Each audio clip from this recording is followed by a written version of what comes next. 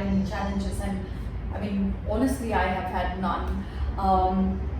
When I first began, and I told my grandfather that I'm doing post graduation in sports science and nutrition. He asked me, what exactly are you going to do after that? And I said I don't really know, because even I didn't know what I could do, but it was something which I felt was my calling. But what I would do with it is something which I discover every single day, So I really feel that every single day is a learning. Every single day can be a challenge, But in every challenge lies an opportunity to get better. In every challenge lies an opportunity to grow. In every challenge lies an opportunity to overcome all your limitations. So, and in that sense, I would probably say that I meet challenges every day, and I'm really grateful for all of those, challenges. But right from discovering what is it that I could really do, to working with celebs, whether it is Kareena Kapoor or an industrialist like Anil Ambani and stuff, to over a period of time also figuring what is it that I could do to use my voice and my reach to impact many other people who would probably not have access to paid professional services, and then to also taking my kind of work all the way to the grassroots level, so that of farmers, and trying to help the local economy or microeconomies as they're called. So I think the more you want to, the bigger the impact you want your work to create, the more the challenges that you face. So I think anyone who has stopped facing challenges has probably just stopped working.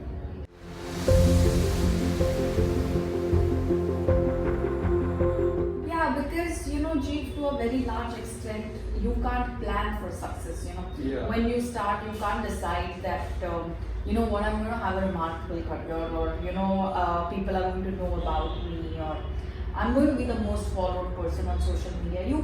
This is not something that you can plan for. This is something that happens, and it happens over a period of time by many factors which are out of your reach, So in my career, because I started from 98, now we are in 2018, there has been, social media has come in. When I started, there were hardly any newspapers or channels. Then the number of channels and newspapers went up. You had more people making more money, so more interest in health and fitness. So none of these factors I could have personally influenced, the growth of the media, the growth of social media, the interest of people in fitness, but those kind of things have helped my career. But what I can do right from the beginning or end, and all the way towards the very end, towards the last year of my life, is to be authentic about my work and to really ensure that every minute that I spend at work is of meaning, at least to me, So what happens later with it is really out of your hands. Yeah. And unfortunately, we try and count success either as money, or now in this new world of how much people follow you in terms of social media, or like those kind of things. But I really feel that there are many people who do great work, who are successful, very, very successful at what they're doing, but it's just that their careers are not in the limelight. Like maybe someone who works in the municipality as a clerk but gets things done, I feel is like really successful. A school teacher who manages to do a biology experiment without anyone in her class yawning or getting bored is successful. But these are not, or a plumber who can fix a leaking tap which no one else could. These are successful people, but we just don't know about them. So success, like the way where you have people within the public life and see them as successful, I think that's a very limited view of success.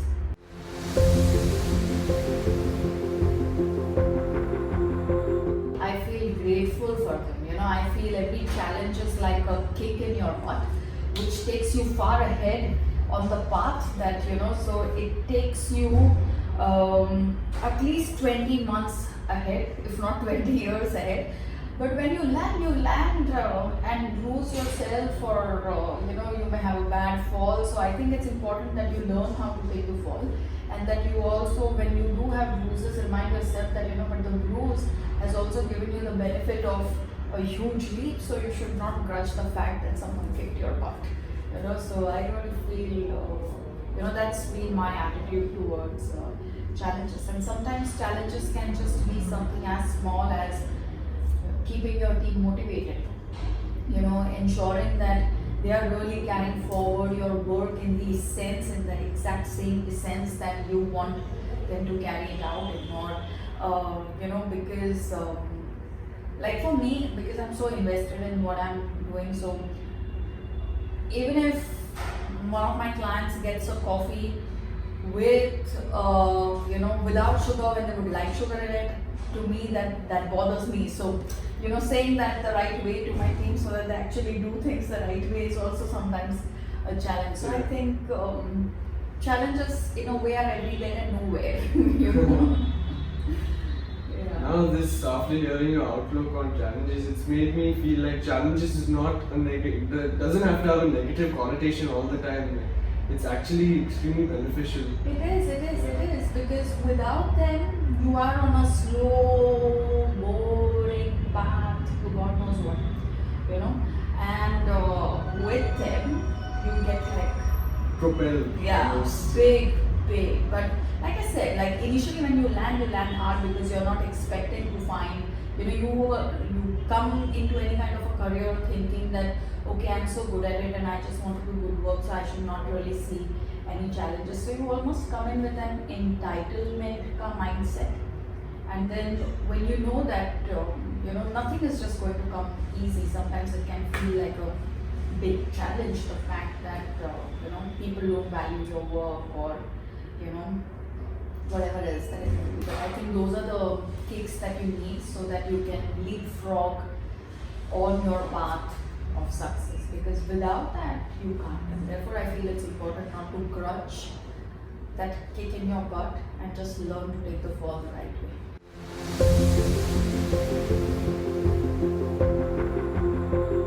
I don't know if I have a driving factor, I just feel that I want to be useful to myself and to as many people as I can be, and not really be a dharti pe boj, I think that's my driving factor, that's my driving factor. The other driving factor for me is that I really feel that we are sitting on a gold mine of traditional wisdom about food and well-being, and it's we completely have we either undervalue it or we are simply unaware of it. We also have a rich, diverse tradition of so many cuisines. You take any state.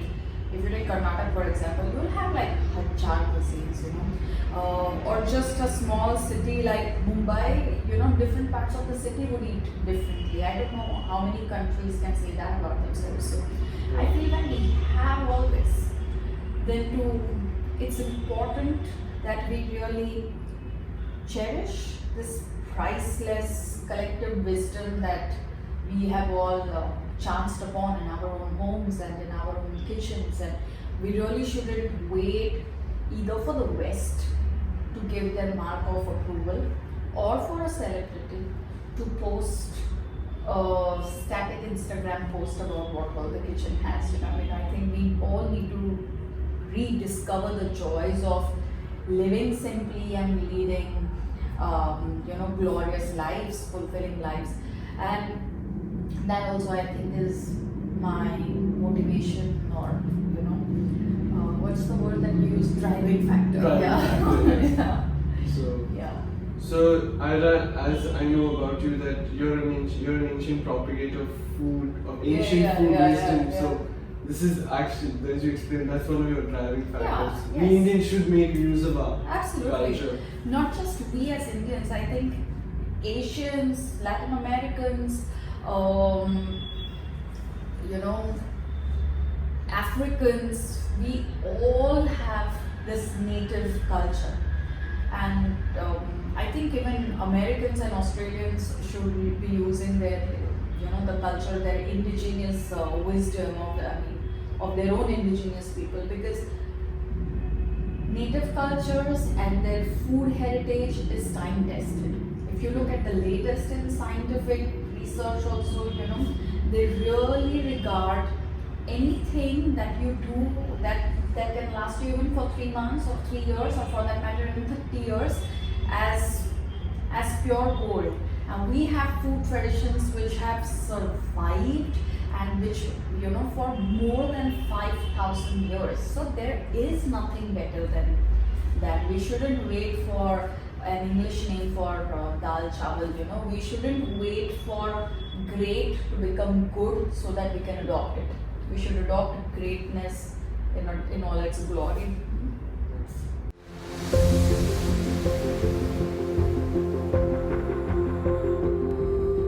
A lot of people feel that millennials are like short on attention, or and high on entitlement.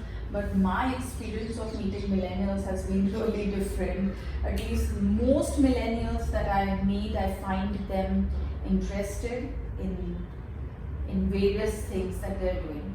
I find them hardworking, from a very young age, like you. I mean, I don't know if I would have the courage to go and do interviews when I was your age. I don't even know if the thought of doing an interview ever crossed my mind. And honestly, I think no. No, I really mean it. And I also feel that they have the courage to go after what they want. So we can't grudge millennials for knowing what they want. I think, sometimes the whole generation gap is like about, we always feel like tumko kya pata hai. But the thing is that, millennials know what they want, and they are able to chase that thing with all the resources that they have. I think that is really wonderful. And what I would also want millennials to do is to have a more open, curious mind, where they're really able to stay attentive and interested in not just their area of interest, but in all other aspects of life.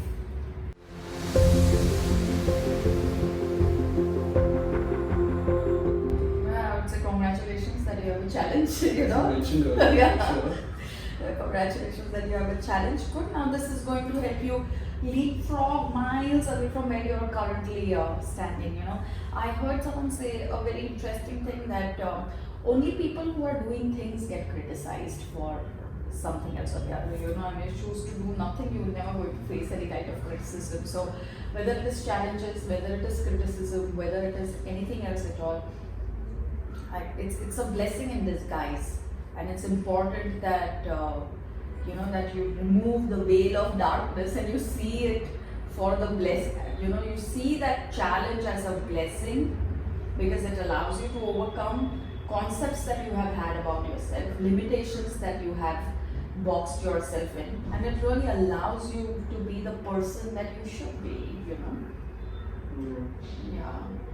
So I think challenges are a great thing. So I'll remember to congratulate myself. Absolutely. When I face a challenge. Totally. Because if all that you did was lie around in your bed and play Fortnite, you would probably face no challenge, So it's only when you get up and start doing something with your life that there is a challenge. For sure. So, which is great. I completely agree with you.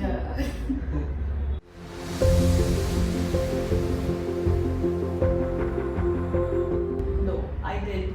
And on the other hand, almost everyone that I met was a role model, Yeah. Because I think like there is something to learn from every single person. And in my kind of a career, I get to meet people from diverse backgrounds who are doing very well in their own diverse careers. So I have actually had the opportunity to see people go through their trials, tribulations and triumphs. And what I have discovered over a period of time is that the only ones who triumph over all their trials are the ones who have persisted.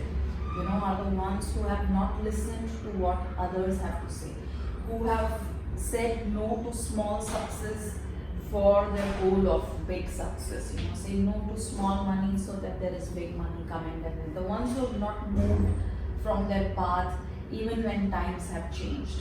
So I think those are the ones who've come out, triumphant. So yeah. So in that sense, everyone that I meet is a role model. I mean, you coming here on time, setting up your camera, doing your audio check. It's amazing that you have this kind of drive and sincerity, and this passion to do a good job. This in itself is what so this would inspire me. So you are also a role model, and I remember once I was at a traffic signal, and there was like a small boy who came, like a street urchin, and then he and I were talking. I asked him, "What's your name?" and he told me his name, and then we were just talking about something, and then that guy was like, the little boy was so moved that he held my hand like this, because we were shaking hands and stuff like that, but he held my hand like this and he kissed it, and then I was feeling like the right thing to do would be to kiss the boy back on his hand, but his hand was so dirty that I was really rethinking, whether I should kiss or I should not kiss. And then I thought, if this is such a small boy and he has no home, and no one who really looks after him, whether it's parents or society or family or government, all of us have let this child down. And if he can still find so much love within himself to kiss a stranger's hand, surely the least that I can do is kiss him back, and then I held his hand and I kissed it, and I felt so good that, even a little boy like this can teach you how to overcome small things that stand in your way of being kind and truthful and just reciprocating, love and kind deeds that come your way. So everyone is a role model in that sense. So one of the takeaways from this would be that there's a lot to learn from everyone you meet, as well as perseverance. Yes. For sure. Yes. Yeah. It's a recipe, one of the recipes, one of the ingredients for to success. Yeah, sure. yeah. And I think the biggest ingredient is to not give two hoots about what people have to say about you, whether they're saying good things or they're saying bad things. Yeah. You just go on your path. Yeah.